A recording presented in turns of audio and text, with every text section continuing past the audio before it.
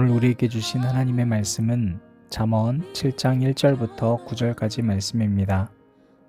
내 아들아, 내 말을 지키며 내 계명을 간직하라. 내 계명을 지켜 살며 내 법을 내 눈동자처럼 지키라. 이것을 내 손가락에 매며 이것을 내 마음판에 새기라. 지혜에게 너는 내 누이라 하며 명철에게 너는 내 친족이라 하라. 그리하면 이것이 너를 지켜서 음녀에게 말로 호리는 이방 여인에게 빠지지 않게 하리라. 내가 내 집 들창으로 살창으로 내다보다가 어리석은 자 중에 젊은이 가운데에 한 지혜 없는 자를 보았노라. 그가 거리를 지나 음녀의 골목 모퉁이로 가까이 하여 그의 집 쪽으로 가는데 저물 때, 황혼 때, 깊은 밤, 흑암 중에라. 아멘. 하나님의 어리석음이 사람보다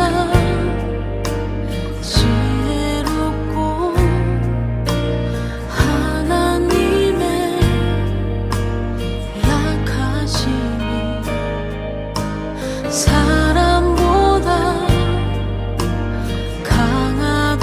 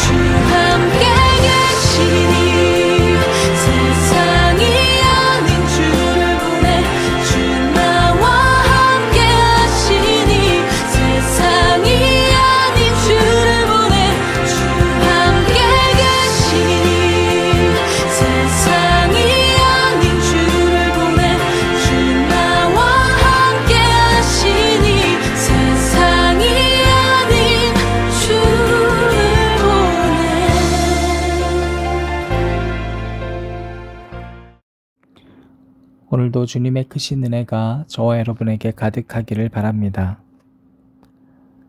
잠언서는 지혜의 책이죠. 지혜라는 건 우리가 올바른 판단을 할 수 있도록 도와줍니다. 솔로몬이 그래서 구했던 것이죠. 지혜가 제일 중요했었어. 성령 충만할 때 가졌던 생각입니다. 잠언서에서 많이 강조되고 있는 부분이 바로 음녀인데요. 이걸 우리가 사탄이라고 보면 좋겠습니다. 잠언서는 바로 이러한 사탄이 우리를 무너뜨릴 때 관계를 통해서 접근하고 있음을 우리가 어제부터 보고 있습니다. 사실 여러분, 사탄은 이렇게 공격할 때가 좀 많은 것 같아요. 사람을 무너뜨리기 위해서는 사람을 사용하고요. 이 사람의 물질 관계, 또 거룩한 물질을 방해하기 위해선 물질을 이용합니다. 말씀을 잊어버리게 하기 위해서는 말씀을 혼합시키기도 하고요. 그래서 그리스도인의 사랑이라고 하는 가장 중요한 사명을 없애기 위해선 사탄은 당연히 사랑을 가장해서 접근하기도 합니다. 기본적으로 사탄이 이러한 관계로 접근하는 이유 중에 하나는요, 바로 우리가 결핍의 존재이기 때문입니다. 지난번 복음 문화 예배 때도 여러분들께 잠깐 나눴습니다만, 우리 안에 있는 결핍은 결국에 구함의 문제로 갈 수밖에 없습니다. 내가 뭘 구하는가, 이거는 그리스도인이건 아니건 필연적인 것입니다. 자, 내가 결핍되어 있다. 그래서 하나님께서는 오늘 잠언서 1장 말씀에 내 아들아 내 말을 지키며 내 계명을 간직하라고 했습니다. 즉 하나님의 말씀은 우리 안에 늘 있어야 합니다. 그래야 우리가 마음이 결핍되지 않아요. 여러분, 하나님께서 말씀을 주신 이유는요, 우리의 행복을 위해서입니다. 그러니까 하나님 말 지킨다고 해서 하나님께 영향이 가는 게 아닙니다. 신명기 10장 13절인데요. 내가 오늘 내 행복을 위하여 내게 명하는 여호와의 명령과 규례를 지킬 것이 아니냐. 여러분, 이걸 아는 사람과 아닌 사람은 굉장히 큰 차이가 있죠. 아주 무거운 쌀과 맛있는 음식들을 남 주려고 가져가면 무겁잖아요. 근데 이거 가져와서 내가 사랑하는 사람과 나눠 먹어야지 하면 가벼워지는 거거든요. 자, 오늘 말씀 2절 3절 보면 어떻게 지켜야 되는지 나와 있습니다. 그리고 사탄의 계략도 우리가 오늘 좀 같이 볼 수 있겠습니다. 내일까지 이어질 것 같은데요. 먼저 2절 3절 보면 내 계명을 지켜 살며 내 법을 내 눈동자처럼 지키라. 이것을 내 손가락에 매며 이것을 내 마음판에 새기라. 여러분, 우리는 늘 마음 먹으려고 합니다. 난 결단했어. 나 오늘 이렇게 마음 먹었어. 근데 거기에서 끝나거든요. 근데 사탄의 계략은요, 마음 먹어도 돼. 너 은혜 받았구나. 그리고 나서 늘 보던 것들, 눈에 보이는 것들을 통해서 우리의 시선을 유인합니다. 그러니까 마음과 눈은 따로 노는 거예요. 아무리 마음에 깊게 새긴다 해도 오늘 내가 본 것에 따라서 마음은 다시 걸어가게 되어 있습니다. 그래서 여러분이 하루 동안에 어디에 많이 시선을 빼앗기고 있었는지는 매우 매우 중요한 일입니다. 난 어제 은혜 받았으니까, 그리고 난 이렇게 결심했으니까 이제 괜찮아요 라고 얘기하지만 여러분, 그 마음 먹은 대로 되던가요? 결코 그렇지 않죠. 4절 5절입니다. 지혜에게 너는 내 누이라 하며 명철에게 너는 내 친족이라 하라. 그리하면 이것이 너를 지켜서 음녀에게 말로 호리는 이방 여인에게 빠지지 않게 하리라. 자, 보면요, 지혜를 여러분 우리가 추구하라는 거잖아요. 그 지혜가 나를 지킨다는 거예요. 다시 말하면요, 여러분이 결심한 그 마음이 여러분을 지킬 수는 없어요. 지혜와 명철이 우리를 지켜줘야 한다는 겁니다. 그런가 하면 음녀라고 하는 것, 바로 여기 나와 있는 이 음녀가 누구를 지금 지칭하고 있냐면 말로 호리는 이방 여인이라고 기록되어 있잖아요. 이걸 우리 쉽게 풀면 이런 거예요. 관계로 접근하는데 내가 매력을 느끼는 사람을 통해서 하나님과 멀어질 수 있으면 알아야 됩니다. 그 대상이 여러분 누구든지 상관이 없습니다. 여러분 가족일 수도 있고요. 여러분 친구일 수도 있고요. 또 여러분이 알고 있는 선생님, 제자, 아무 상관없어요. 바로 그 사람에게 사랑이라는 이름으로 얼만큼 많이 빠졌는가를 통해서 오히려 하나님과도 멀어질 수 있음을 늘 주의해서 봐야 됩니다. 여기 나와 있는 이 사탄의 목적은 뭘까요? 우리가 내일까지 본문 말씀 보면 알겠지만 바로 이 젊은이가 목적지를 상실하게 하는 데 있습니다. 즉 목표를 잃어버리게 하는 거예요. 목표라는 건 뭘까요? 바로 처음에 내가 가졌던 약속입니다. 많은 그리스도인들이 오히려 어린 시절과 청소년 때 가졌던 하나님과의 약속을 잊고 청년이 되면서 자기 욕망대로 삽니다. 원래 다짐했던 목표를 상실하죠. 그런데 그 가운데는 상당히 많은 부분 관계를 통해서 자기의 목적이 흔들릴 때가 많습니다. 자주 보는 것 때문에 청년이 되고 나서 혹은 장년이 되고 나서 자주 보는 것 때문에 저와 여러분의 결단들이 이미 흔들릴 때가 참 많습니다. 뿐만 아니라 사랑을 시작하면서 오히려 하나님과 멀어지는 경우는 정말 많습니다. 그런데 여러분 곰곰이 생각해 보십시오. 하나님이 사랑이신데 그 하나님과 멀어지고 인간 누구와 사랑이 제대로 되겠어요? 어떤 사랑이라 하더라도 그건 자기 욕망이라는 이름의 사랑에 불과합니다. 예수 그리스도의 사랑은 자기 부인의 사랑이거든요. 자, 그리고 6절 7절입니다. 내가 내 집 들창으로 살창으로 내다보다가 어리석은 자 중에 젊은이 가운데에 한 지혜 없는 자를 보았노라. 여기 나와 있는 이 지혜가 없다라는 말이 헤사르레브라고 하는 말인데요. 이 말이 바로 마음이 결핍된 자입니다. 자, 여러분 보십시오. 지혜가 없다. 무슨 말이라고요? 마음이 결핍된 자를 말합니다. 마음이 결핍됐는데 젊은이래요. 뭘까요? 마음은 결핍되어 있는데 혈기와 감정만 남아있는 거예요. 사탄의 계략은 마음의 결핍이 있는 것을 공략하는데 그러나 그 가운데 자기 혈기와 감정을 강화시킵니다. 복음문화 예배 때도 말씀드렸지만 욕구는 우리 몸의 필요에 의해서 채워져야 된다고 그랬습니다. 졸리면 자야죠. 배고프면 먹어야죠. 그런데 욕망, 마음의 결핍에 의한 이 욕망은요. 졸린데 먹게 만들고요. 배고픈데 딴짓하게 만드는 거예요. 이게 바로 욕심 때문입니다. 지금 마음에 뭔가 결핍되어 있는 자는 반드시 사탄에게 유혹되기 쉽습니다. 마음에 결핍된 자는요. 아무리 마음으로 결단해도 그 눈과 그 손으로 엉뚱한 걸 보는 즉시 그의 삶은 바뀌지가 않습니다. 자, 8절입니다. 그가 거리를 지나 음녀의 골목 모퉁이로 가까이 하여 그의 집 쪽으로 가는데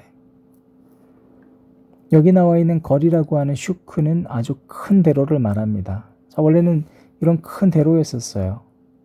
그런데 결국에 그의 발걸음은 어디로 갑니까? 그 음녀, 그 사탄이라고 하는 존재가 상징하는 거죠. 그 골목으로 간다는 거예요. 심지어 모퉁이입니다. 안 보인다는 거예요. 여러분, 우리는 넓은 곳에서 좁은 길로 걸어가는 그 순간순간 가운데 조심할 것들이 있습니다.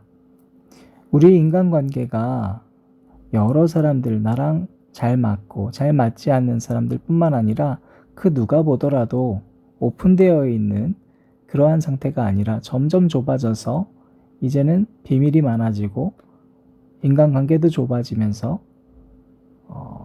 살아가게 만드는 사탄의 계략이 있을 수 있습니다. 그때마다 사탄은 어떻게 얘기합니까? 이건 비밀이야. 이건 우리끼리만 알아야 돼. 아직은 안 돼. 라고 얘기하죠. 여러분 9절 말씀을 보면 또 그때에 대해서 우리에게 경고하는데요. 저물 때, 황혼 때, 깊은 밤, 흑암 중에라. 이 젊은이의 인생이 어떻게 되고 있는가요? 날이 저물 때, 또 황혼 때, 깊은 밤, 흑암 중에라는 게 무슨 말입니까? 한마디로 점점 밤의 사람이 되어가고 있는 겁니다. 성경이 말하는 밤이라는 상징은요, 영적으로 타락한 걸 말합니다. 보통 4시쯤 되면 빛이 옅어지고 이제 감성이 올라오죠. 그런데 여러분, 우리가 밤에도 뭐 여러 가지 편지도 써보고 글도 써보면 사실 감성적으로 쓰게 될 때가 많거든요. 그래서 밤에 쓴 글이나 편지는 그 다음날 보면 완전히 달라져요. 여러분, 하나님이 밤을 만드신 이유를 저는 3가지로 정리할 수 있을 것 같습니다. 첫 번째는 쉼의 시간입니다. 쉰다는 건 논다는 의미가 아닙니다. 쉰다는 건요, 오늘 하루 종일 일했던 것을 멈추고 그걸 돌아보는 거예요. 내가 오늘 무엇을 위해서 일했는가? 그래서 여러분, 그 밤은요, 하나님의 말씀을 대입해서 자기를 들여다볼 수 있는 시간이어야 합니다.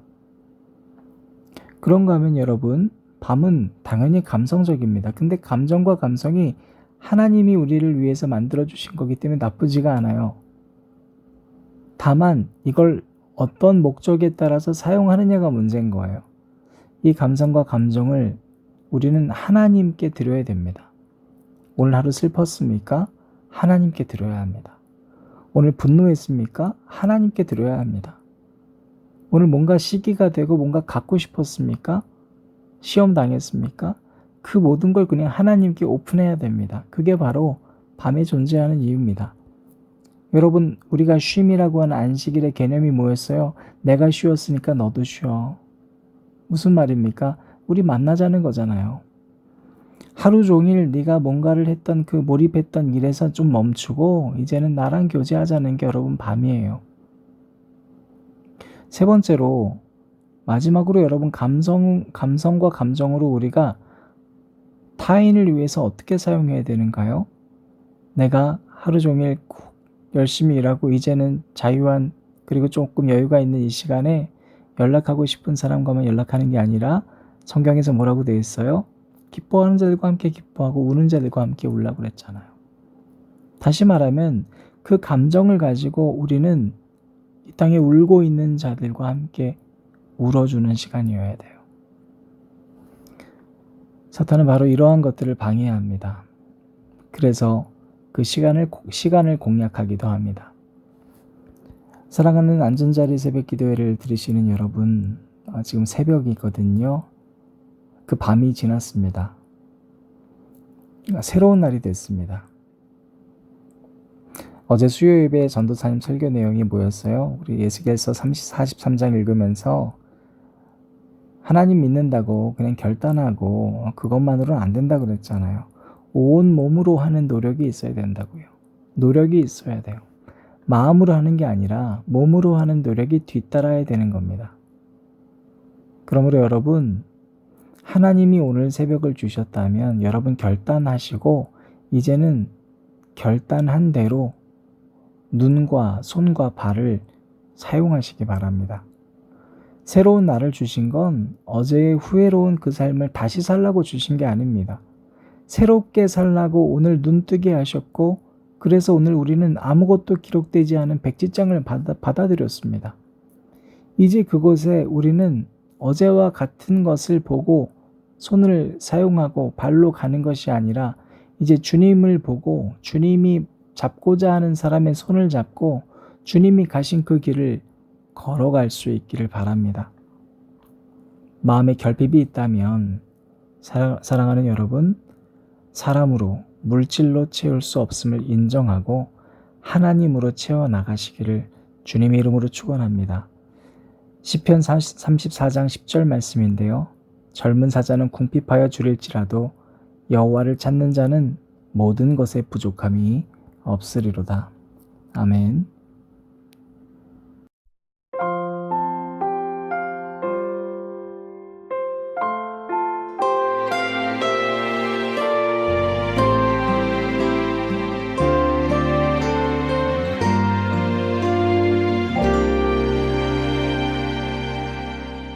감당할 수 없어 모른 척 등을 돌리고 날카로운 가시를 세운다.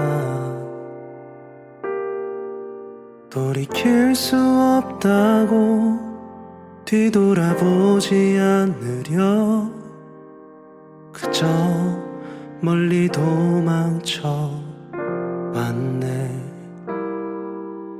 그런 갈 길 없는 내가 다시 돌아갈 때 나를 맞아주시며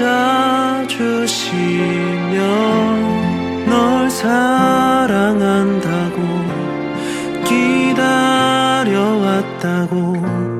누구보다도 너를 잘 알고 있다고 새 옷을 입히고 내게 입 맞추사 돌아온 나를 위해 잔치를 여셨네.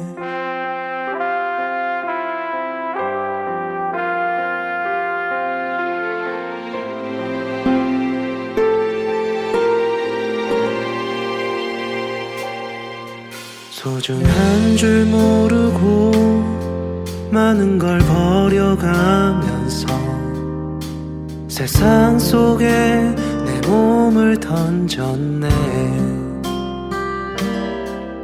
모두 잃고 나서야 비로소 깨닫게 되지 헛된 나의 꿈들을.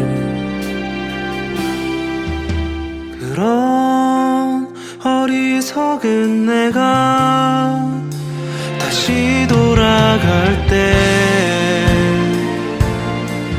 나를 안아주시며 널 사랑한다고 기다려왔다고 누구보다도 너를 잘 알고 있다고 새 옷을 입히고 내게 입 맞추사 돌아온 나를 위해 잔치를 여셨네.